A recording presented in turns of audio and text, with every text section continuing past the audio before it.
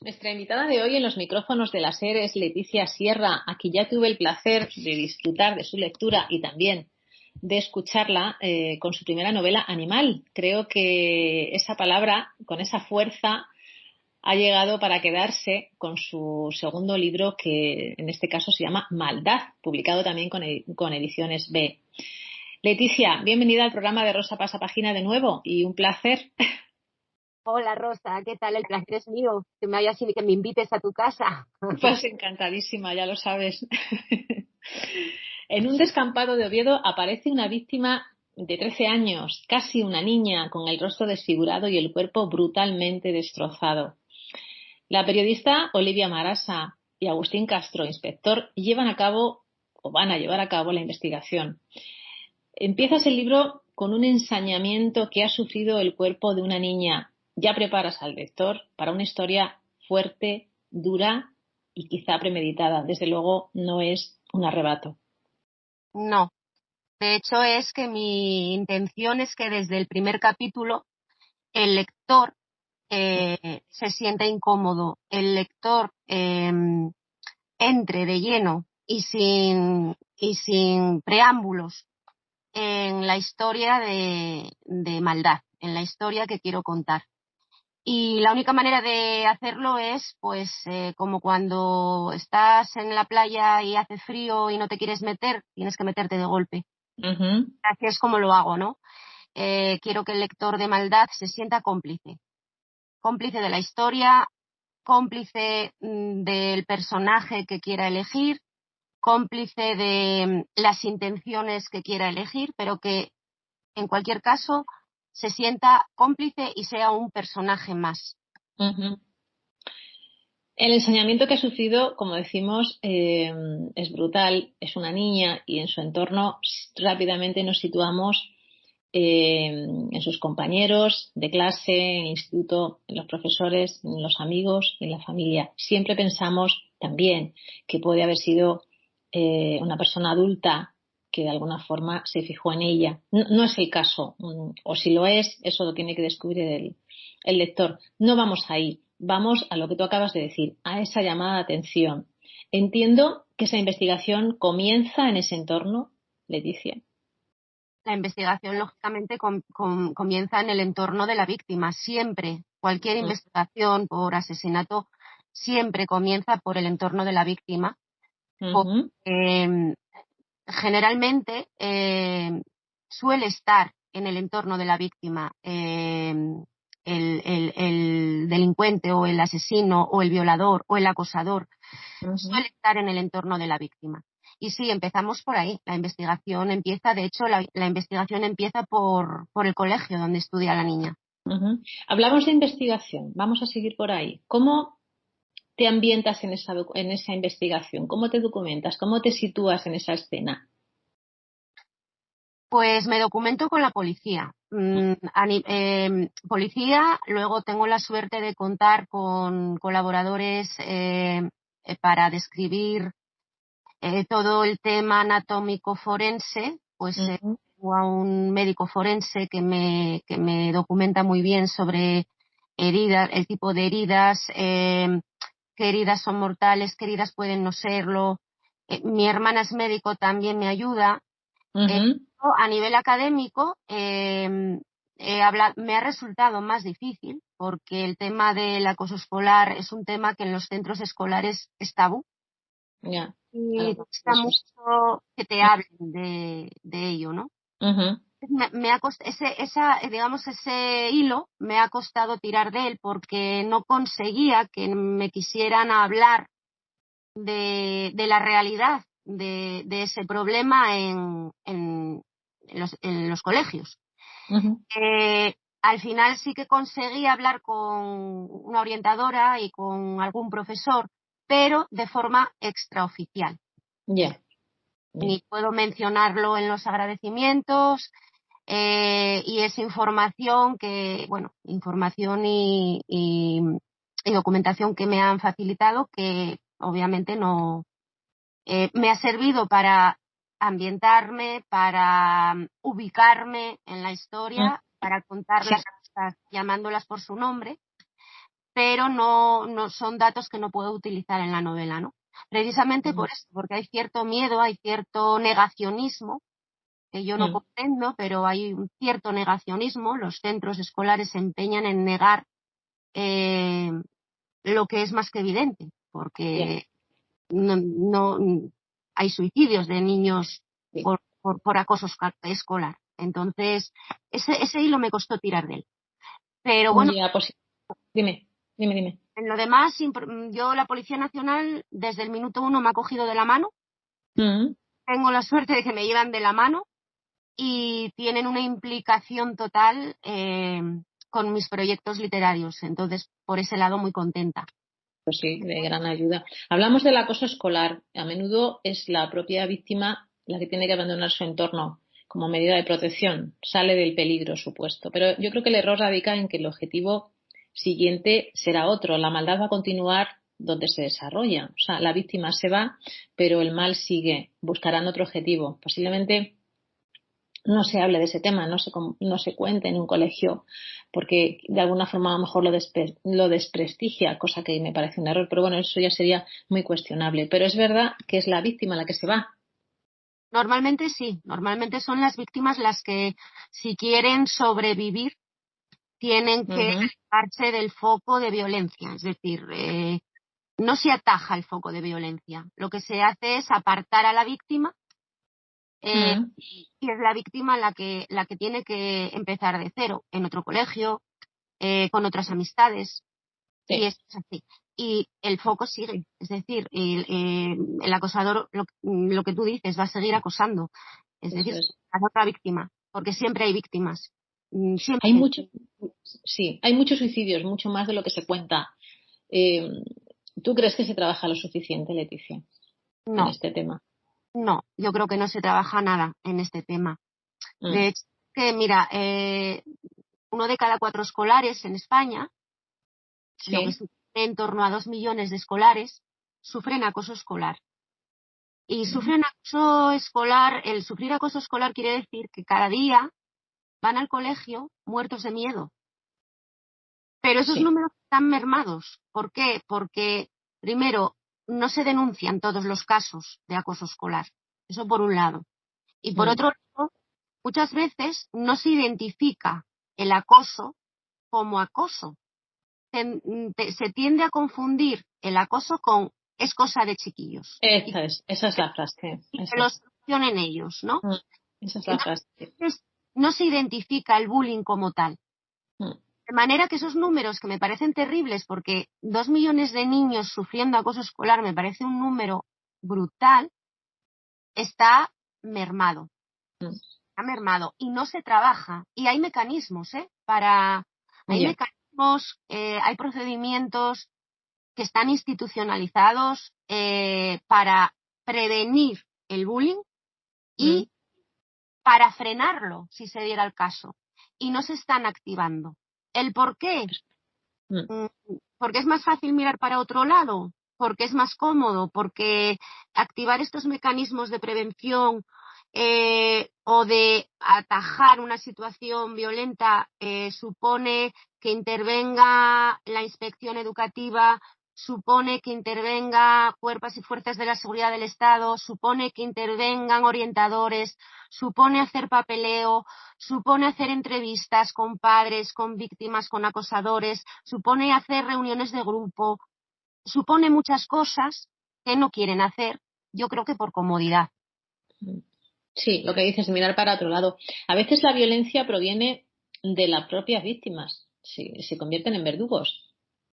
Sí, es una pauta bastante recurrente, es una pauta bastante normal, que personas, ya no vamos a hablar de niños, personas que han sido víctimas se convierten en agresores. Eso es una pauta bastante habitual. Volvemos a la víctima con la que abres el libro. Enseguida buscamos la causa, ¿no? Nada justifica un asesinato, evidentemente, y menos de una menor. Pero ¿sabemos buscar el origen? ¿Sabemos cuál? No te entendí, Rosa. Encontrar el origen del por qué ocurren este tipo de cosas. Que si sabemos cuál es el origen. Sí, de tanta agresividad. nos planteamos buscar el origen, no la causa. Sí, el origen de por qué un niño es malo. No, estaba situándome en la niña que aparece brutalmente asesinada con la que inicias el libro. Enseguida buscamos la causa, ¿no? O quién lo ha hecho, pero siempre hay un origen, siempre viene de atrás. ¿Sabemos la sociedad dar con ese origen? No. No, yo creo que no. La sociedad, a ver, vivimos en una sociedad muy individualista, vivimos en una sociedad poco empática y muy insensible con el sufrimiento ajeno, ¿no? Uh-huh. Una sociedad que tiende a cerrar los ojos también ante cosas que le resultan incómodas, ¿no? Como es el caso de, pues eso, del maltrato entre niños. Sí. Y entonces no busca, no escarba, no ahonda en por qué la violencia engendra violencia, que al final es de lo que se trata, ¿no? O sea, la violencia engendra violencia. Y no hay interés en saber, no hay interés en conocer el origen, Uh-huh. no hay interés en ahondar en eso, en analizar eso, no lo hay, en general, ¿eh? Hablamos ahora de uso escolar, pero podríamos hablar de tantísimos temas Sí, pues. que miramos para otro lado, todos en general. Sí, verdad. ¿Tú crees que la moral de un niño crece al mismo tiempo que su físico? En algunos niños no. Debería. O sea, la moral de un niño debería crecer al mismo ritmo que crece su cuerpo. Pero hay niños en los que esa moral se queda pequeñita en comparación con el crecimiento físico. Hay niños que, a ver, hoy en día, por las circunstancias sociales, laborales, la tecnología, la infancia han cambiado el parque, han cambiado un patio, lo han cambiado por consolas, por móviles, por tablets. Los padres han sido sustituidos por los abuelos o por los comedores, ¿verdad? Vivimos en un ritmo que a lo mejor no nos permite proteger a los hijos en aquello en que necesitan protección, ¿vale? Que es a nivel afectivo y a nivel moral. Sobreprotegemos a los niños, los sobreprotegemos en el sentido de que no les falte nada. No les preparamos para la frustración y al final nos olvidamos que el mundo ahí fuera es bastante cabrón. Y el mundo ahí fuera no consiente. Y que hoy los padres pueden a lo mejor permitirse que el niño tenga un iPhone. Pero cuando el niño tenga que ganar una nómina y la nómina sea de 700 euros y el iPhone ya no va a poder permitírselo, eso lo va a frustrar. Lo estoy simplificando, Rosa, porque al final sí. Lo estoy simplificando y quizás frivolizando un poco, ¿no? Uh-huh. Es verdad que esto hace que el niño moralmente no evolucione. Si siempre lo estamos sobreprotegiendo. Son niños, en general, los niños pasan mucho tiempo solos o pasan mucho tiempo con personas que no son sus padres, expuestos a una cantidad de información para la que no tienen herramientas de gestión, porque al final, si a nosotros, a los adultos, en las redes sociales, nos la meten doblada a diario, imagínate un niño de 12, 13, 14 años que no tiene ni el bagaje personal, ni tiene los conocimientos necesarios, ni tiene las herramientas y la inteligencia emocional necesaria para entender esa información. Entonces, si sumas todo, tienes como resultado personas pequeñas con la moral muy, muy baja. Yeah. Con la moral muy baja. Has hablado, bueno, de los medios de comunicación. Los medios de comunicación, a la hora de hablar de un caso como es el de esta niña, aprovechan la vulnerabilidad de los familiares y de los amigos para vender su fragilidad. Ahí estamos cometiendo otro error gravísimo. Muy grave, porque ahí lo que estamos haciendo es vender las miserias, vender la tristeza eh, y vender, no informar, vender. Yo creo que esa es la diferencia. Sí, eso es. Esa es la diferencia. Lo que hace es vender, cuando lo que se debería hacer es informar. Así es. Otra cosa que denuncias también, y, bueno, y que es así, un menor que comete un delito, un asesinato, es un menor, no tiene cárcel, no está penado como debiera ser. Un menor de 14 años. Un menor de 14 años, sí, Menores efectivamente. de 14 años son inimputables en España, o sea, Ujú. intocables. Y obviamente, pues eso agrava la situación porque refuerza al delincuente y deja en situación de desprotección y vulnerabilidad a la víctima. Así Pero es. ese es nuestro sistema judicial. Tal cual, tal cual. Lo has ambientado en Oviedo, en el barrio de la Florida. Sí. Mm, Sitúanos cómo es el barrio. El barrio de la Florida es un barrio de Oviedo, es un barrio Mm, residencial, un barrio dormitorio, por decirlo de alguna manera, pero es un barrio muy tranquilo, muy familiar, edificios nuevos, amplias avenidas, jardines, un barrio mm, tranquilo de Oviedo, eh, donde se supone que nunca pasa nada. Pero resulta que ujú. lo que a mí me inspiró para ubicar la novela en ese barrio es que hace, no sé si fueron 2 o 3 años, apareció el cadáver de un niño metido en una maleta, ahí en ese barrio. Entonces, es como, vaya, fíjate, donde se supone que nunca pasa nada y resulta que sí, Sí, que pasan cosas, ¿no? pasan Además, cosas, sí. además, sí, sí, además, en esa noticia, el cuerpo del niño apareció, no sé si fueron una semana o 2 semanas después de que lo tiraran allí. Quiero Ujú, decir que la gente había estado pasando por delante de aquella maleta durante 2 semanas y nadie se había percatado de que ahí hay una maleta tirada, una maleta de viaje, y mm, nadie se había parado a pensar, a cuestionar o a ver qué es esto.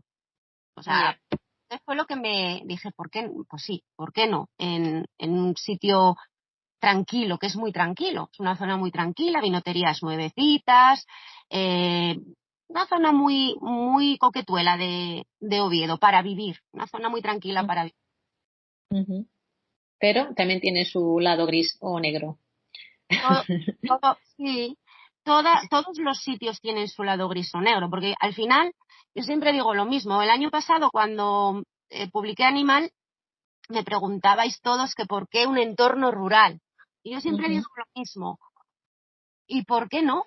Quiero decir, al final, tanto los barrios residenciales como los entornos rurales están formados por personas y los instintos de las personas son los mismos en un entorno rural, en un centro ciudad o en una zona residencial. Hay pasiones, hay odios, hay cotilleos, rumorología. Quiero decir, al final son personas. Y el que quiere de- matar, mata lo lo hace. mismo en una ciudad que en un pueblo. Mm, Desde luego que sí. ¿Cómo es el crecimiento de Olivia Castro y Mario, que los traes de vuelta?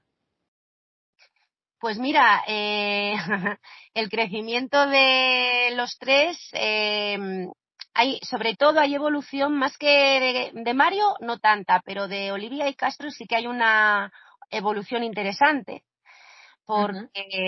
Olivia y Castro en Animal como que hay feeling entre ellos.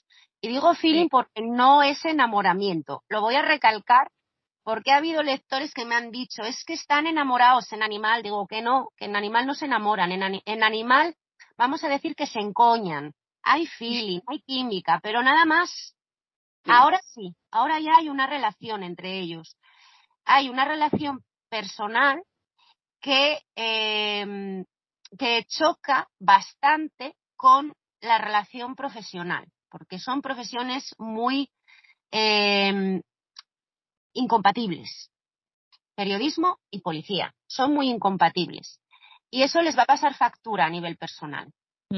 Pasa factura. Y la evolución está ahí. Pero no cuento más para no hacer spoiler. No, claro que no, claro que no.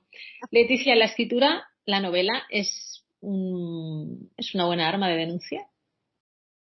Es la mejor. Sí. Es la mejor arma de denuncia. La literatura es el mejor medio para llamar a las cosas por su nombre, para denunciar sin que nadie te censure, sin que nadie te presione, sin que nadie te corte espacio, porque tú escribes lo que quieras y utilizas el espacio que tú quieras. Tú eres dueña de la historia y tú eres dueña de lo que cuentas, eres dueña de cómo lo cuentas, le guste a quien le guste. Entonces, para mí la literatura es la mejor manera de periodismo que hay. Fíjate lo que te digo. Sí, yo creo, yo también lo creo, lo pienso igual que tú. Animal, como acabas de decir, nos obligas pues a mirar aquello que nadie quiere ver, ¿no? Que es lo que apuntas en tu libro. Sí. Es una llamada de atención a algo que por alguna razón se ignora, se supone, como decías al principio, cosas entre críos que les va a marcar toda la vida, tanto a la víctima como al verdugo, porque es así, a los padres de los dos que lo sufren y los que agreden, y a una sociedad que debe cambiar mucho. Pues sí, la verdad es que es un problema que no solo hay una víctima en realidad es un problema que deja muchas víctimas por el camino. Claro. Empezando por los padres empezando por la víctima principal, que es el acosado, sí. Siguiendo por el entorno familiar de ese niño o de esa niña, ¿no? Sobre todo, ¿sabes por qué, Rosa? Porque generalmente el entorno familiar es el último en enterarse. Y cuando se quieren enterar, ya es tarde. Ya es tarde, sí, es verdad. Es verdad. Bueno, pues, dime. Déjame hacer un matiz. ¿Mm? Hablamos de acoso escolar, ¿vale? Pero es que nos estamos olvidando de los profesores. Y los profesores son otros grandes acosados dentro de los centros escolares e institutos. Sí. Han aumentado considerablemente las bajas por ansiedad y por depresión entre el colectivo docente. A día de hoy, un profesor está tan desprotegido o más por el sistema educativo que un niño acosado. Hoy en día un profesor en un aula es otra víctima. Y otra víctima encima con el agravante de que como es un adulto, si hay algo, ya no es una cosa de niños. Si pasa, ya no es una cosa de niños. Ya es que el profesor pasó un límite que no tendría que haber pasado. Y quería hacer esta mención porque en las entrevistas generalmente nos centramos siempre en los menores de edad, en los escolares, en los niños, pero me parece que también es importante hablar de los profesores, porque también sufren bullying los profesores. Y ahí sí que con la complicidad y con el caso omiso del centro escolar. Desde luego que sí. Hay demasiado silencio y demasiado secreto, un misterio, ¿cómo diría? Reserva para contar una cosa tan importante como esta. Ocultismo exacto. Es Eso un problema grave, cuidado. Que es un problema grave cuando un colegio debería ser el refugio, ¿no? La prolongación del hogar del niño. Es decir, un niño debería ir al colegio como si fuera a una zona segura. Y hay niños que van al colegio y realmente van a trincheras. Desde luego que sí. Pues maldad, Leticia, tal cual es, no necesitas explicar nada más, esa maldad que habría que tratar y que erradicar. Un placer escucharte. Mm, Gracias. un, Igualmente. un gustazo Sabes, reencontrarnos aquí. Dime. me encanta hablar contigo. Siempre me Y a mí. encanta hablar y destripar el libro contigo. Bueno, destripar lo poquito que nos dejan, pero sí. Leer entre líneas, a mí también me encanta y creo que es una apuesta muy, muy valiente y muy real. Así que enhorabuena. Muchas gracias, Rosa. Gracias a ti. Un beso muy fuerte. Un beso.